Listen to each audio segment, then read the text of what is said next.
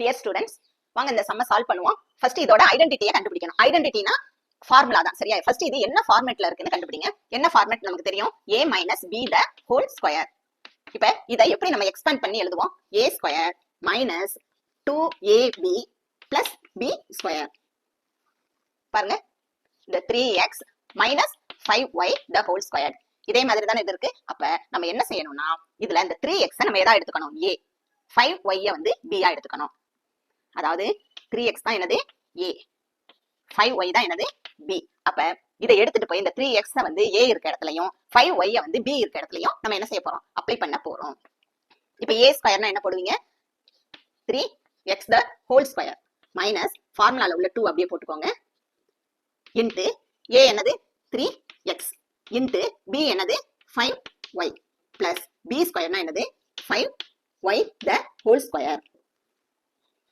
இதுல பாருங்க, ஹோல் ஸ்கொயர்னா என்னன்னா, இந்த ஸ்கொயர் வந்து இந்த 3க்கும் காமன், எக்ஸுக்கும் வரும். 3க்கும் வரும், எக்ஸுக்கு வரும். அப்ப 3 square into X square minus, இதுல பாருங்க, இதுல இருக்கக்கூடிய நம்பர்ஸ் எல்லாம் அப்படியே பிராக்கெட்ல கொண்டு வந்துருங்க.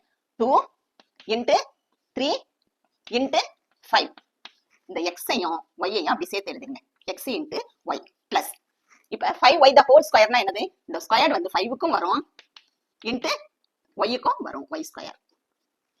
அடுத்த ஸ்டெப்ல இப்ப 3 ஸ்கொயர்னா என்னப்பா? 3 இன்டு 3 எத்தனை? 9. 3 3 சார் 9. அப்ப 9. இந்த எக்ஸ் ஸ்கொயரை அப்படியே கொண்டு வந்தாங்க. எக்ஸ் ஸ்கொயர் மைனஸ், இதெல்லாம் மல்டிப்ளை பண்ணுங்க. 2 3 சார் 6, 6 5 சார் 30.